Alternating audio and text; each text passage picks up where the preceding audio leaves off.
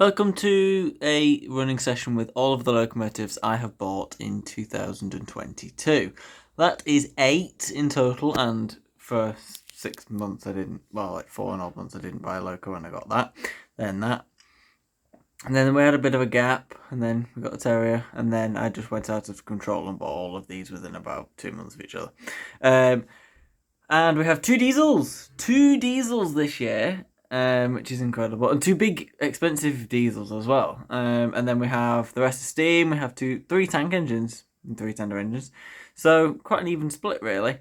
And we're going to have a run session with all of them. We're going to go individually from the Thompson O1 all the way up until the N2. That's in order of the order that I've bought them. We're just going to have an individual run session with all of them today. So enjoy.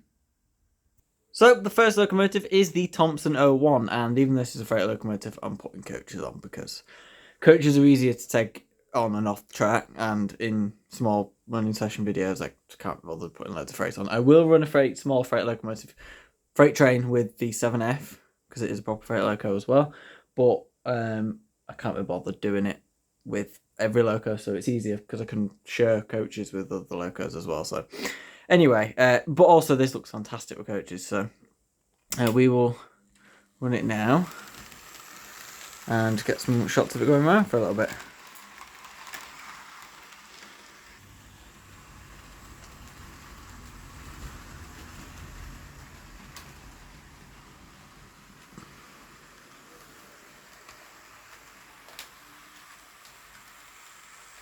How beautiful that looks going around, and this pulls them nice and quietly, and it's a nice slow speed where it doesn't need to do 1,000 miles an hour like most passenger locomotives. I think we'll find the term is called sedate, and it's just a nice running session. And you were looking out of a window into a kitchen then.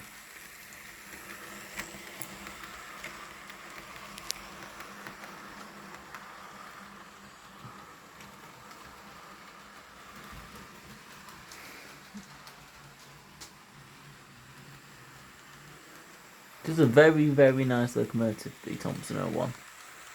It's actually my only Thompson design locomotive, actually, because the rest are Gresleys.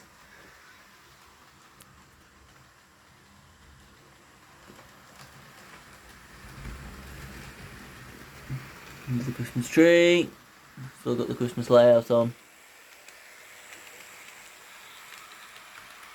We'll do for a few weeks yet.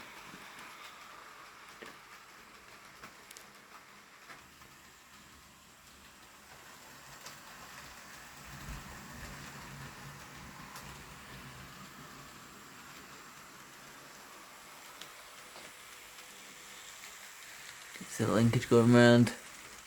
It's quite a complex valve gear, and it looks really good.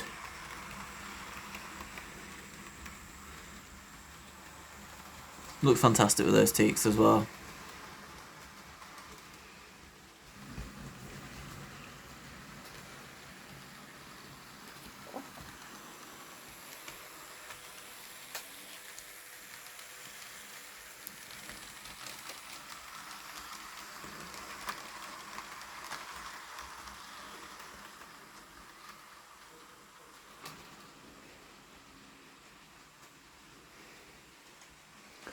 And I think that will conclude the session for the Thompson O1. Very nice locomotive, very smooth stop as well.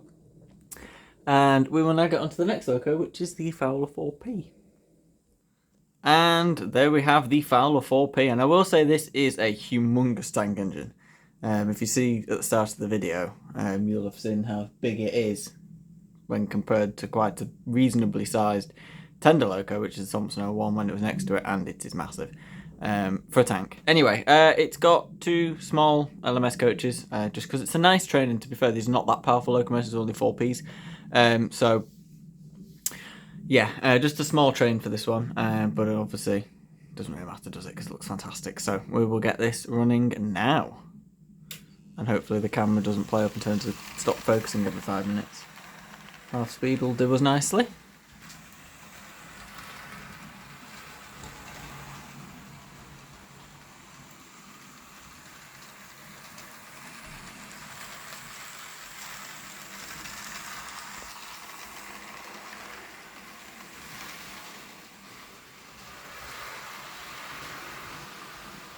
Going very, very fast.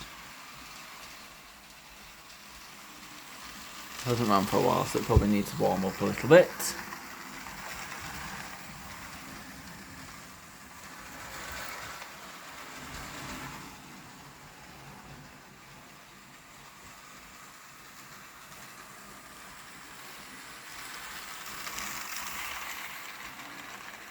Right, we're running again. Pin track's a nightmare.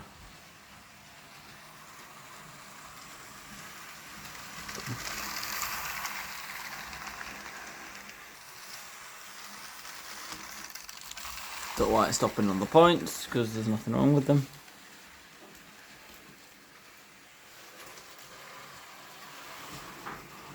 And now it's speeding up over there. Oh, there's a box of frogs this railway.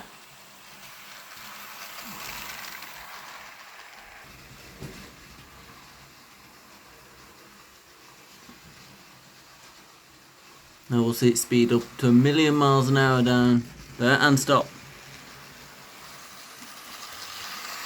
Stupid, this railway. That was sort of back up and running again.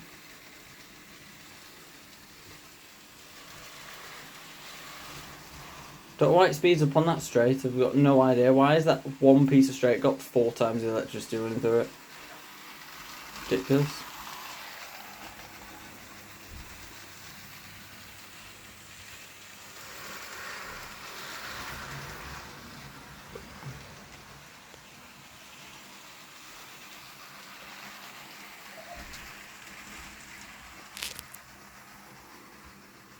Oh, God knows anymore.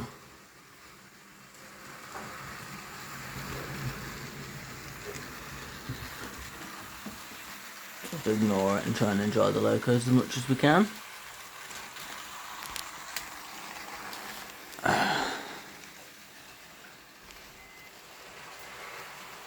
Sometimes it's dependent on where you stand in the room, which is ridiculous. Why are the tables affected by where you stand on the floor? Shouldn't be affected.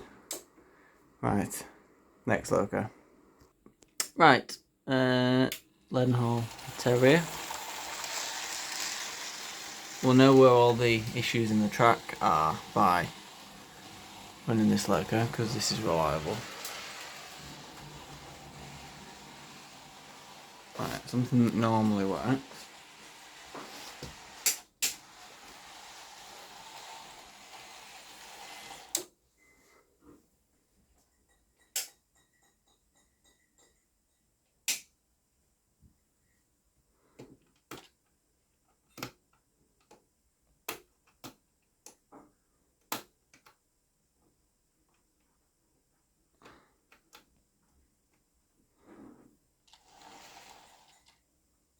Track Troubles.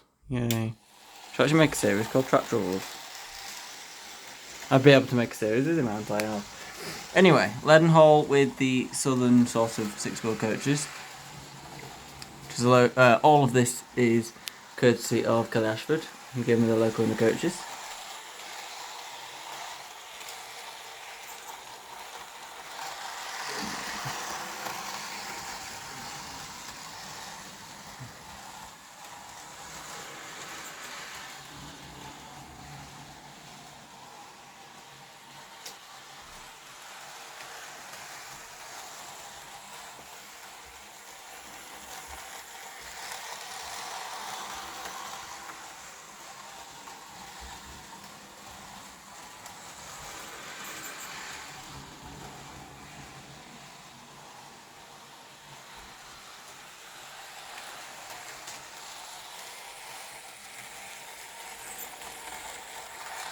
Squeaky coaches.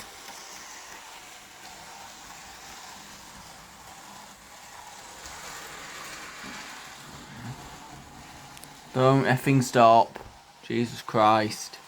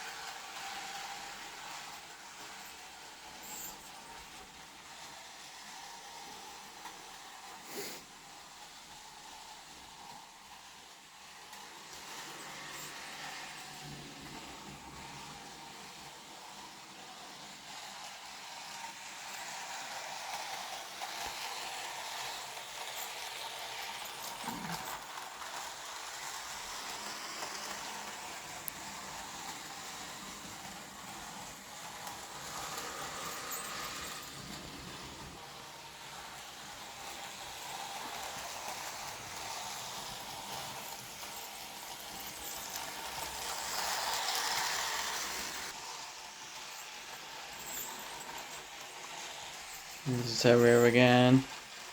Squeaky coaches.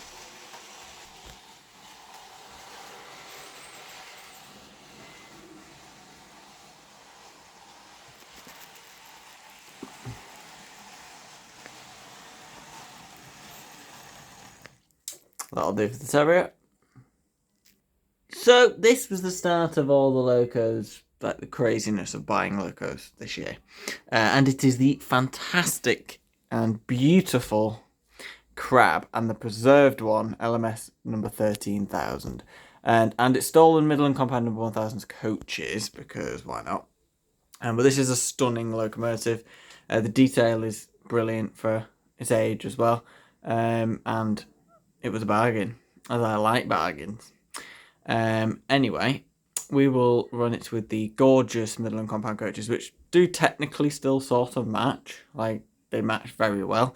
And we'll enjoy this one. So let's get to it.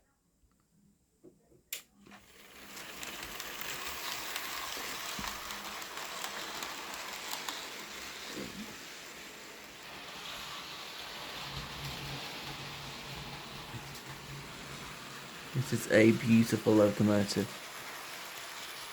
All that link. Look at the linkage go around.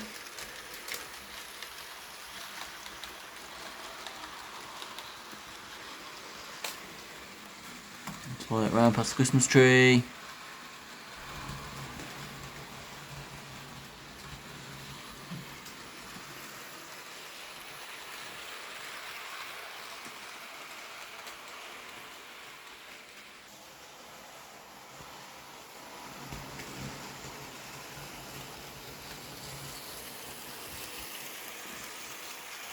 That shot wasn't as good as I was hoping. Get the under the Christmas tree. Ignore the batteries.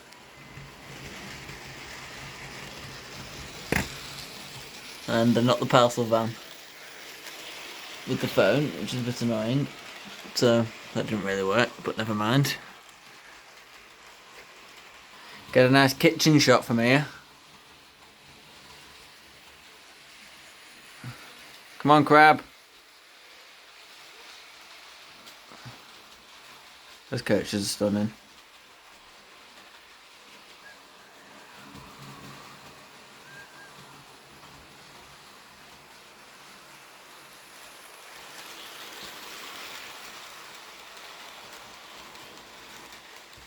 Gorgeous locomotive, this. The next run of locos are from Bachmann, so the first couple were Hornby, and now we're on to a Bachmann trio. So that's going to be fun, because Bachmann locos do always run quite well, so I will say.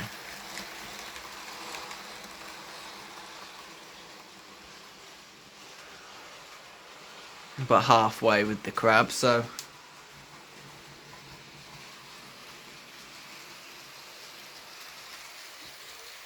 run some locos for a bit longer, just because like some of them are more beautiful than others, like this one. Possibly one of the nicest locomotives I've got. I think most beautiful anyway. It's just a stunner. Absolute stunner.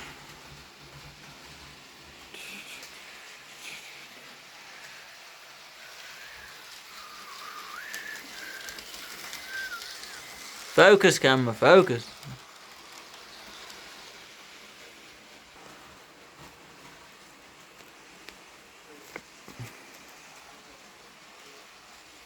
And stop, crab.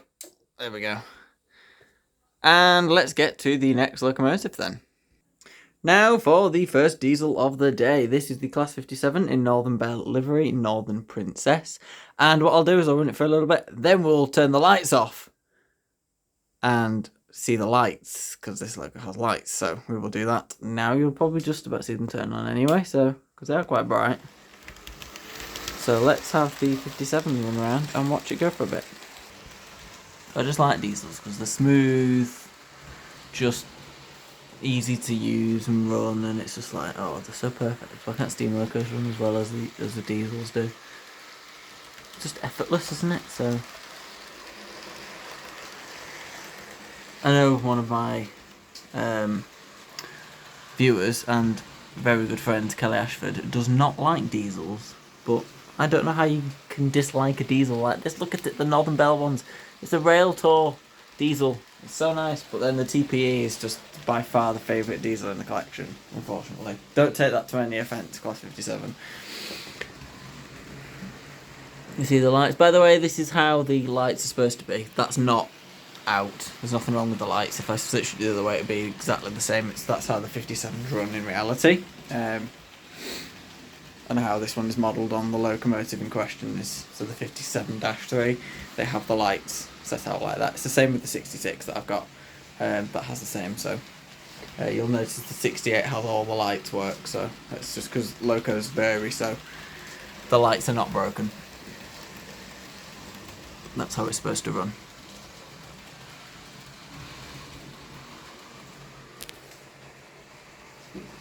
I mean, they're not as beautiful, are they, diesels, like a steam locos, but they're still fantastic. And I like a good diesel. I'm building the collection up a little bit more next year as well. Hoping to get the new release Dapol 59. Possibly 37 and a kilo scale class 55 maybe, or something like that. Don't know yet. We'll see.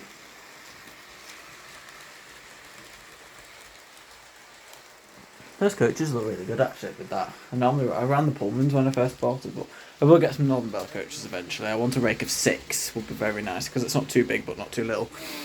But obviously they're quite difficult to get hold of, so.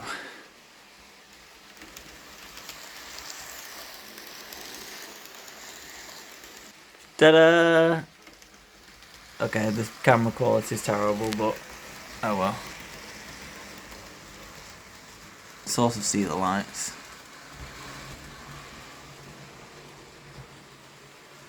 I'm not sure if the camera can catch LED lights. There you go. That's the lights on the Class 57. Ready? 3, 2, 1. Bang. And that will conclude the 57 then. Right, on to the next loco. The next locomotive is the 7F, and we have some freight wagons attached, so I will get this up and running then. Nice and steady with the freight train 7F. It's geared nice anyway, so it looks like it's running really slow, and that's because it is, and it's designed to, so.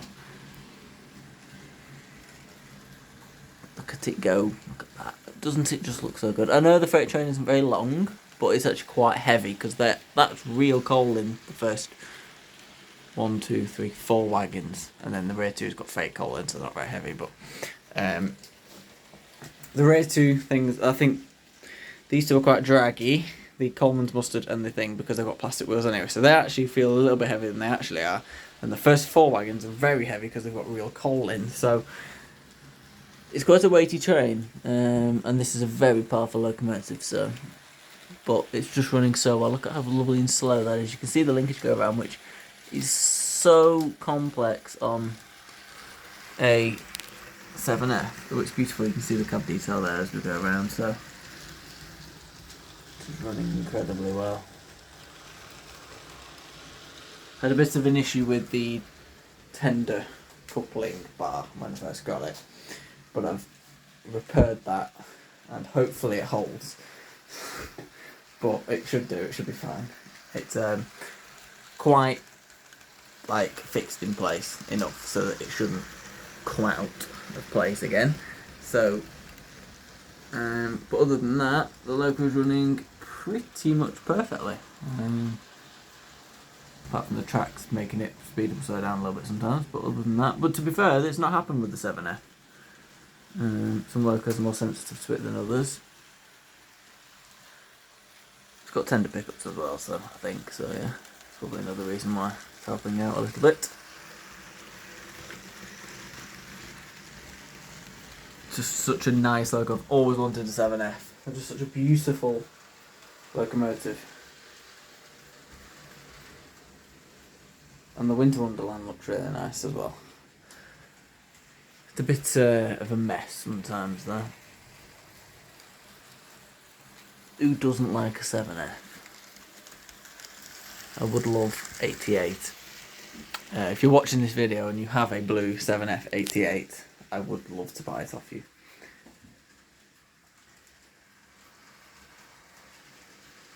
We are slightly on a hill at the top of that curve, and then obviously coming down is slightly downhill. So the locos do naturally speed up a little bit on the return, and then they slow down a little bit coming around here because they start going up the hill again. It's not as bad as when they get to the crest up there of the hill, so it's quite a bit steadier. But it does get a little bit steeper up there. That's because the house layout is a bit weird.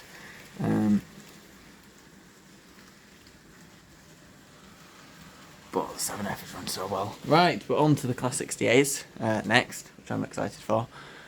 So we'll bring the 7F into a stop now, running beautifully well. Look at this, it's so nice. I could watch this, I could go around all day.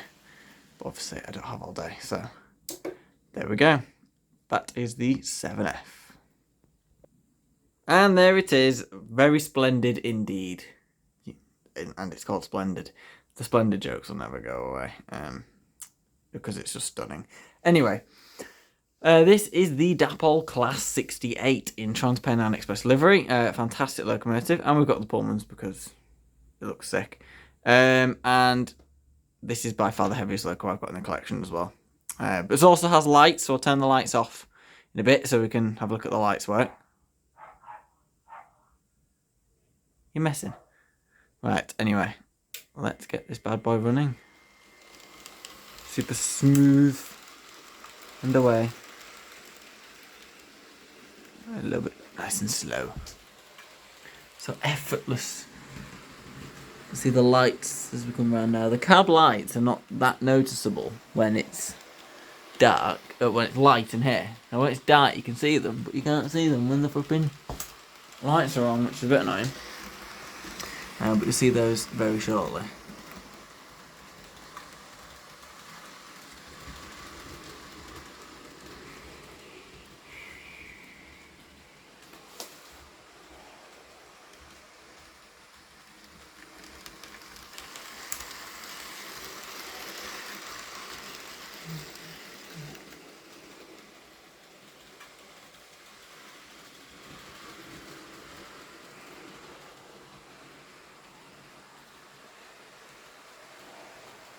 Beautifully smooth.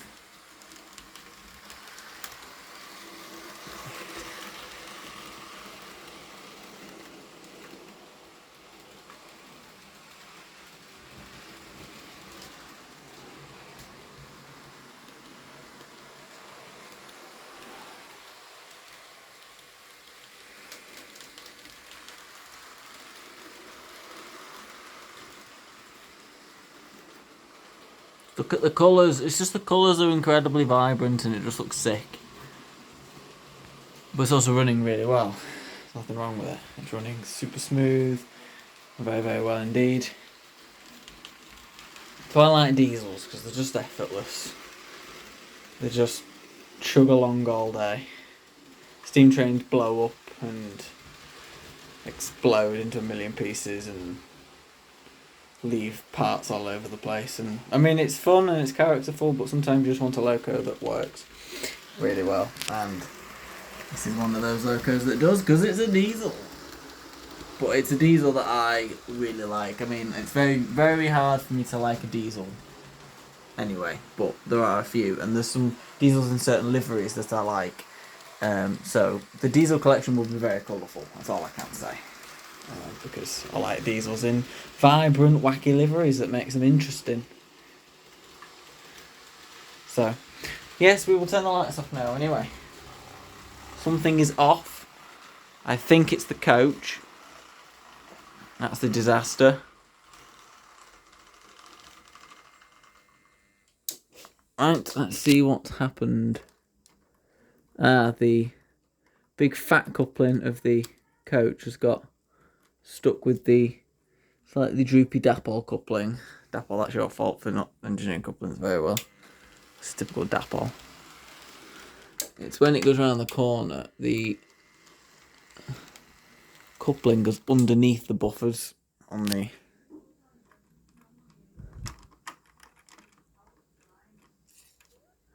That's the coach's fault though, I think, because the coupling's a bit too long.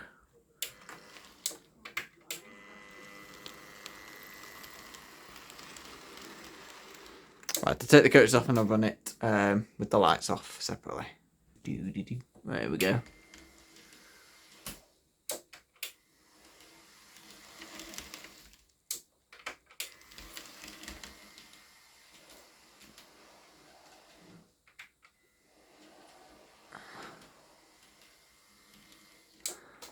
Get them from this side. My mum's cooking, so I've had to turn the other light on in there, so it's not as effective, but you can still see them pretty well, so. Right, we'll get on to the last loco now, which is the N2. And 3, 2, 1, lights on! Bang. And last but not least is the N2. I've noticed they're quite close coupled to the coach is the N2. I'm not that bothered, like. Come on. There we go. That was the point that was affecting it then. I noticed it's the older locos that are affected by dodgy track. So, this won't be the smoothest ride in the world. It's the points mainly, I think, that affects the track, so.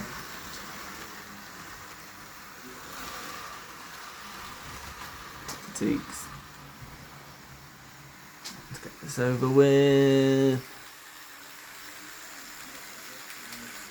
It's running fine on that side, it's just when it gets to the crest, when there's somehow a sudden burst of electricity and it just goes a million!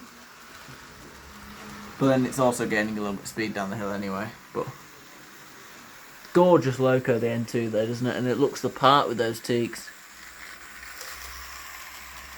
Be nice to get an L1, an LNER green, and the V3 as well, some tank engines.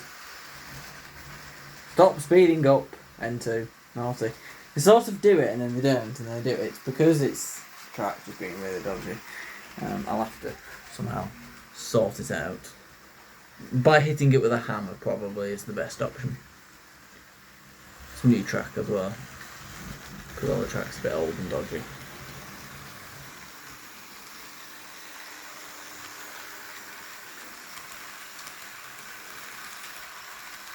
And a sudden burst of electric. Why is it?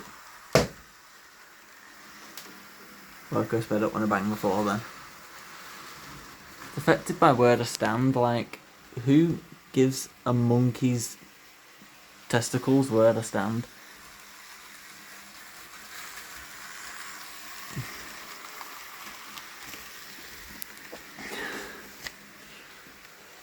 Such a stupid thing, electricity.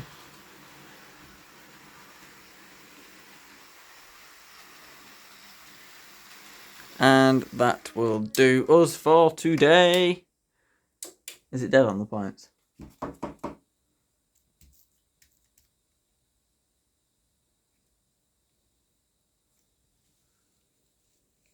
Hello? Dead. On a tiny gap in the track that's about the size of, like, a hair. Right. That is it. That's all of the locomotives I have bought in 2022. Total of 8. It was less than 2021, but I bought most of the locos of this year in the last sort of part. So, yeah. Anyway, obviously, collection will still continue to build, and it's fun to do so. And I've tried to get some really interesting locomotives this year as well. So build it up a little bit with some cooler locos, and I think finishing off the year with one of my favourite designs of tank engine has also helped, because I've always wanted an N2 in this livery. So, gorgeous thing. It runs really well, actually. The track's just a bit dodgy, but it does run really well. And yeah, thank you all for watching. I hope you enjoyed. And if you have, please subscribe to the channel. It would make an amazing sort of progression for the channel, because it's progressed quite a lot since last time.